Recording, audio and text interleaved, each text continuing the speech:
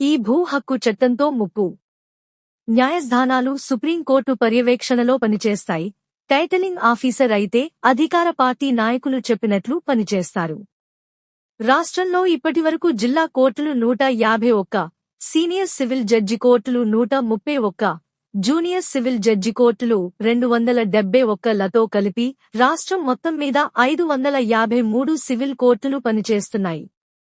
ఈ చట్టం అమల్లోకి వస్తే ఈ 553 కోర్టుల్లో సివిల్ కేసులు దాఖలు చేయడానికి వీలుండదు.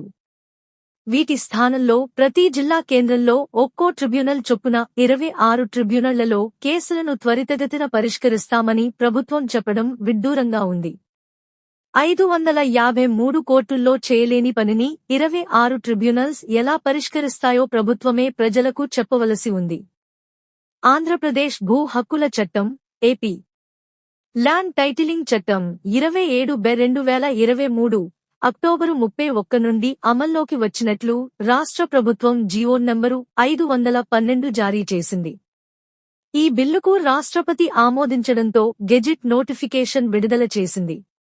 దీనిపై న్యాయవాదులు కోర్టులు బహిష్కరిస్తున్నారు. ఈ చీకటి చట్టం నిజస్వరూపం తెలియనివారు ఆ చట్టం న్యాయవాదులకు నష్టమేమో అనుకుని మనకు సంబంధం లేదని ప్రజలు భావిస్తున్నారు. అసలు భూహక్కుల చట్టం అంటే ఏమిటి? ఎవరికోసం ఈ చట్టం తీసుకొచ్చారు? న్యాయవాదులు ఎందుకు వ్యతిరేకిస్తున్నారు? ఈ చట్టంలో అంశాలు ఎవరికి నష్టం తదితర అంశాలు ప్రజలు తెలుసుకోవాల్సిన అవసరం ఉంది. కేంద్ర ప్రభుత్వ ఆదేశానుసారం రాష్ట్ర ప్రభుత్వం హడావిడిగా తెచ్చిన ఈ చట్ట ఉద్దేశ్యం ప్రజల స్థిరాస్తుల విషయంలో వివాదాలు ఏర్పడినప్పుడు ఆ వివాదాలను పరిష్కరించే అధికారం సివిల్ కోర్టుల పరిధి నుండి తప్పించి ప్రభుత్వం ఏర్పాటు చేసే జిల్లా స్థాయి ట్రిబ్యునల్కు అధికారాలివ్వడం. ట్రిబ్యునల్ ఉత్తర్వులపై నేరుగా హైకోర్టుకు అప్పీలు చేసుకునే అధికారాలిచ్చారు. ఈ చట్ట ప్రకారం రాష్ట్ర ప్రభుత్వం నియమించే ల్యాండ్ టైటిలింగ్ అధికారి నమోదు చేసే హక్కు రిజిస్టరులో ఒక్కసారి భూహక్కుదారుడు పేరున నమోదైన తరువాత ఎవరికైనా అభ్యంతరముంటే జాయింట్ కలెక్టరు నేతృత్వంలో జిల్లా స్థాయిలో ఏర్పాటయ్యే రెవెన్యూ ట్రిబ్యునల్లోనే తేల్చుకోవలసి ఉంటుంది. ఈ ల్యాండ్ టైటిలింగ్ చట్టం కేంద్ర ప్రభుత్వ ప్రతిపాదన. ప్రపంచ bank is of doing business survey 2019 ప్రకారం భారతదేశం 154వ స్థానంలో ఆస్తి రిజిస్ట్రేషన్ విషయంలో ఉంది. అంతేకాక సివిల్ కేసుల్లో అత్యధికం కోర్టుల్లో పెండింగ్లో ఉన్నాయి. అందువల్ల ఈ సమస్య సత్వర పరిష్కారం కోసం ఈజ్ ఆఫ్ డూయింగ్ బిజినెస్ కోసం ఈ చట్టాన్ని తీసుకొచ్చినట్లుగా ప్రభుత్వం చెబుతోంది. చట్టాలను అమలు చేసే విషయంలో భారతదేశం 163వ స్థానంలో ఉంది. అదే విధంగా సివిల్ కోర్టుల అధికారాన్ని తీసివేస్తే త్వరగా వ్యాపారం జరుగుతుందనే ఉద్దేశ్యంతో నీతి ఆయోగ్ తీసుకొచ్చిన దేశవ్యాప్త ప్రతిపాదన ఇది. మహారాష్ట్రలో ఇప్పటికే ఈ చట్టం ఉంది. అధికార పార్టీ ఆదేశాల ప్రకారం నిర్ణయాలు తీసుకునే రెవెన్యూ అధికారులు, ఇతర యంత్రాంగం ప్రజల ఆస్తులకు హక్కులను నిర్ణయిస్తారని, అలా నిర్ణయించిన హక్కులను టైటిల్ రిజిస్టర్లో నమోదు చేస్తారని, భూ హక్కుదారులకు ఇది శాశ్వతంగా హక్కును కల్పిస్తుందని ఏపీ ప్రభుత్వం ల్యాండ్ టైటిలింగ్ యాక్ట్ ద్వారా చెప్పడం శోచనీయం. ఇప్పటివరకు రెవెన్యూ అధికారులు చేస్తున్న తప్పుడు రికార్డుల్లో చిన్న, సన్నకారు రైతులు వారి భూహక్కులను కోల్పోతూ కోర్టులు చుట్టూ తిరుగుతున్నారు. మళ్లీ ఆ అధికారులకే భూములకు శాశ్వత హక్కులను కల్పించడానికి ఈ చట్టం ద్వారా అధికారాలను కట్టబెట్టడం, అదే శాశ్వతం అనడం చాలా అన్యాయం.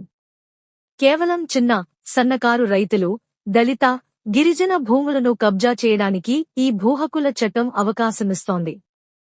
ఈ చట్టం అమల్లోకి వస్తే ఇప్పటివరకు భూములకు ఉన్న 30 రకాల రికార్డులు, ఉదాహరణకు పట్టాదారు passbook, title deed, adangal 1B లాంటివి రద్దు కానున్నాయి.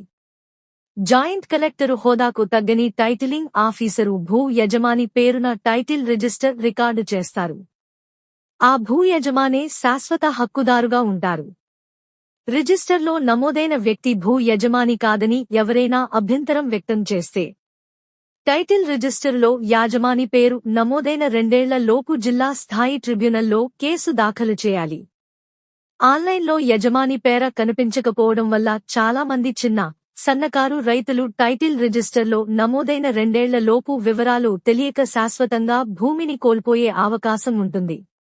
జిల్లా స్థాయిలో ఉండే ట్రిబ్యునల్లో న్యాయం జరగలేదని భావిస్తే అక్కడ తీర్పు వెలువడిన 15 రోజుల్లో రాష్ట్ర స్థాయి ట్రిబ్యునల్లో అప్పీల్ చేయవలసి ఉంటుంది. అక్కడ కూడా న్యాయం జరగలేదని భావిస్తే హైకోర్టులో కేసును దాఖలు చేయవలసి ఉంటుంది. ఈ విధంగా చేయడమనేది చిన్న, సన్నకారు రైతులకు ఆచరణలో సాధ్యమయ్యే పని కాదు. ఇదంతా జరిగేసరికి ఆస్తి కంటే ఖర్చులు ఎక్కువ అవుతాయి. ప్రస్తుతం ఉన్న చట్టాల్లో సిపిసి సివిల్ ప్రొసీజర్ కోడ్ ప్రకారం ఆయా ప్రాంతాల పరిధిలో ఉన్న కోర్టులో మనకు తెలిసిన న్యాయవాదితో భూమి హక్కును నిర్ధారణ చేసుకోవచ్చు. తాజా చట్ట ప్రకారం మనకు అందుబాటులో ఉన్న కోర్టులో కేసు వేయడానికి వీలులేదని ఈ చట్టంలో నిబంధన ఉండటం ప్రజా వ్యతిరేకం. ఈ నిబంధన వల్ల చిన్నకారు రైతులు తమకు ఉండే కొద్దిపాటి భూముల విషయంలో వారి హక్కును నిర్ధారించుకోవడానికి అవకాశం లేక శాశ్వతంగా భూమిని కోల్పోవలసి ఉంటుంది. ఇరుపక్షాల న్యాయవాదుల సమక్షంలో విచారణ చేపట్టిన తరువాత తీర్పులిస్తున్న కోర్టులను కాదని అధికార పార్టీకి చెందిన రాజకీయ నాయకులు చెప్పే మాటలు విని తీర్పులు చెప్పడానికి అవకాశం ఉన్న ట్రిబ్యునల్స్ నమ్ముకోమని రాష్ట్ర ప్రభుత్వం తెచ్చిన ఈ కొత్త చట్టం చెబుతోంది. ఈ చట్టం వల్ల సన్నకారు రైతులు భూస్వాముల చేతుల్లోకి వెళ్లిపోయి రాచరిక పాలనకు దారి తీస్తుందనే విషయం గుర్తుంచుకోవలసి ఉంది. కనుక ఈ చట్టం ప్రమాదం న్యాయవాదులకు కాదు, చిన్నకారు, దళిత, గిరిజన, పేద వర్గాలకు చెందిన వారికనే విషయం గుర్తించాలి. న్యాయ వ్యవస్థ స్వతంత్రంగా పనిచేసే విధంగా మన రాజ్యాంగ నిర్మాతలు పొందుపరిచారు. తీర్పులను త్వరగా వచ్చే విధంగా అధిక సంఖ్యలో జడ్జీలను, కోర్టులను ఏర్పాటు చేసుకుని అభివృద్ధి చేయవలసిన కేంద్ర, రాష్ట్ర ప్రభుత్వాలు న్యాయ వ్యవస్థను ప్రజలకు దూరం చేసి ఈ చట్టం ద్వారా భూ కబ్జాలకు పాల్పడే వ్యక్తులు, కార్పొరేట్లకు భూములు ధారాదత్తం చేసే విధంగా భూ హక్కు చట్టం 2023ను తీసుకురావడం రాజ్యాంగ హక్కులను కాలరాయడమే అవుతుంది. భూ యజమాని పేరును టైటిల్ రిజిస్టర్లో నమోదు చేయడానికి రాష్ట్ర వ్యాపితంగా ప్రతి మండలానికి జాయింట్ కలెక్టర్ స్థాయికి తగ్గని ఒక టైటిలింగ్ అధికారిని రాష్ట్ర స్థాయిలో ఉండే ల్యాండ్ అథారిటీ నియమిస్తుంది. ఈ అథారిటీని అధికార పార్టీ నియమిస్తుంది. చైర్మన్, కమిషనర్తో పాటు 3 సభ్యులు ఉండేదే ఈ అథారిటీ. ప్రభుత్వం చేతిలో కీలుబొమ్మగా ఉండే ల్యాండ్ అథారిటీ వారు నియమించబోయే మండల టైటిలింగ్ అధికారి ఎలా వ్యవహరిస్తారో ప్రత్యేకంగా చెప్పనక్కర్లేదు. అధికార పార్టీ చెప్పుచేతల్లోనే టైటిలింగ్ అధికారి ఉంటారనేది నిర్వివాదాంశం. ఇప్పుడున్న తహసీల్దార్లు, విఆర్ఓలు, రెవెన్యూ ఇన్స్పెక్టర్లు ఇప్పటివరకు చేపట్టిన తప్పుడు భూసర్వేల వివరాలను ల్యాండ్ టైటిలింగ్ అధికారికి అందిస్తారు. అవే శాశ్వత హక్కులుగా మారే ప్రమాదముంది. భూ హక్కుల చట్టం 27/2023 అమల్లోకి వస్తే రెవెన్యూ అధికారులు చేసే ఏ తప్పుడు పనినైనా ప్రశ్నించే నాథుడే ఉండడు. ఇప్పటివరకు స్థానికంగా ఉండే సివిల్ కోర్టులు రెవెన్యూ అధికారుల తప్పులను ప్రశ్నించి ప్రజలకు కొంతమేరకైనా న్యాయం చేస్తున్నాయి. ఈ చట్టం అమలు చేస్తే రెవెన్యూ అధికారులందరూ న్యాయమూర్తులవుతారు. అధికార పార్టీ నాయకులు, రెవెన్యూ అధికారులు జేబులు నింపుకుంటారు. వీరిద్దరి కుమ్మక్కుతో ఆగడాలకు అడ్డు అదుపు ఉండదు సరికదా. ప్రజలు ఎవరికి చెప్పుకోవాలో దిక్కుతోచని పరిస్థితి. గౌరవ సుప్రీంకోర్టు వారు పలు సందర్భాల్లో రెవెన్యూ రికార్డుల్లో పేరు నమోదైనంత మాత్రాన ఆస్తికి అతను యజమాని కాదని, రెవెన్యూ రికార్డులు యాజమాన్య హక్కులకు సాక్ష్యంగా పనికి రావని స్పష్టం చేసింది. ఎందుకంటే అవన్నీ శిస్తు వసూలు చేయడానికి బ్రిటిష్ హయాం నుండి రాసుకున్న లెక్కల పుస్తకాలు. అందులో పన్ను ఎంత కట్టాలో ఉంటుంది తప్ప ఆ భూమి మీద ఎవరికీ హక్కు ఉంటుందని చెప్పలేదు. ఈ చట్టం అమల్లోకొస్తే భారత పౌరుని టైటిల్ ప్రాపర్టీ హక్కుకే నష్టం కలిగే అవకాశం ఏర్పడుతుంది. ఈ చట్టం తేవడానికి ముఖ్య ఉద్దేశ్యం ప్రజలు స్థిరాస్తి హక్కులను న్యాయ వ్యవస్థ పరిధి నుండి తొలగించి రాజకీయ కబంధహస్తాల్లోకి తీసుకుపోవడం. అందువల్ల రాజకీయ ఒత్తిళ్ల కారణంగా సాధారణ మానవులకు న్యాయం అందకపోగా అన్యాయం జరిగే అవకాశం ఎక్కువగా ఉంది. లక్షలాది రూపాయలు జీతాలు చెల్లించి ప్రతి మండలానికి ఒక టైటిలింగ్ ఆఫీసర్ నియమించే బదులు అదే స్థానంలో మండల న్యాయస్థానాలు ఏర్పాటు చేసి న్యాయమూర్తులను ఏర్పాటు చేయడానికి కేంద్ర, రాష్ట్ర ప్రభుత్వాలు కృషి చేసినట్లయితే సివిల్, క్రిమినల్ కేసులు సత్వర పరిష్కారం కావడానికి అవకాశం ఏర్పడుతుంది. అయితే మన పాలకులు ఇలా చేయరు. ఎందుకంటే న్యాయస్థానాలు సుప్రీంకోర్టు పర్యవేక్షణలో పనిచేస్తాయి.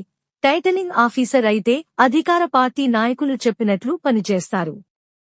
రాష్ట్రంలో ఇప్పటివరకు జిల్లా కోర్టులు 151, సీనియర్ సివిల్ జడ్జి కోర్టులు 131, జూనియర్ సివిల్ జడ్జి కోర్టులు 271లతో కలిపి రాష్ట్రం మొత్తం మీద 553 సివిల్ కోర్టులు పనిచేస్తున్నాయి. ఈ చట్టం అమల్లోకి వస్తే ఈ 553 కోర్టుల్లో సివిల్ కేసులు దాఖలు చేయడానికి వీలుండదు. వీటి స్థానంలో ప్రతి జిల్లా కేంద్రంలో ఒక్కో ట్రిబ్యునల్ చొప్పున 26 ట్రిబ్యునళ్లలో కేసులను త్వరితగతిన పరిష్కరిస్తామని ప్రభుత్వం చెప్పడం విడ్డూరంగా ఉంది. 553 కోర్టుల్లో చేయలేని పనిని 26 ట్రిబ్యునల్స్ ఎలా పరిష్కరిస్తాయో ప్రభుత్వమే ప్రజలకు చెప్పవలసి ఉంది. ఈ చట్టం అమల్లోకి వస్తే మొట్టమొదటగా నష్టపోయేది ప్రజలు. పేదల భూములను అక్రమ రికార్డులతో ఆక్రమించే భూ కబ్జాదారులకు ఇది ఉపయోగం. ఈ చట్టం వల్ల ప్రజలకు మంచి జరుగుతుందని మాయ మాటలు చెప్పడమే కాక ఈ సమస్య న్యాయవాదులకు సంబంధించిందని, ప్రజలకు ఎలాంటి సంబంధమే లేదని దుష్ప్రచారం చేస్తున్నారు. కేంద్ర, రాష్ట్ర ప్రభుత్వాలు తీసుకొచ్చిన ఈ నల్ల చట్టాన్ని సన్న, చిన్నకారు, దళిత, బలహీన వర్గాలు, ఇతర భూ యజమానులందరూ వ్యతిరేకించి ఈ చట్టం రద్దు చేసే వరకు పోరాటం చేయాల్సి ఉంది. ఈ చట్టాన్ని ఉపసంహరించుకునేలా ప్రభుత్వంపై ఒత్తిడి తేవాల్సిన బాధ్యత న్యాయవాదులతో పాటు వివిధ వర్గాల ప్రజలు, సంస్థలు, ప్రజాసంఘాలు, వివిధ రాజకీయ పార్టీలపై ఉంది.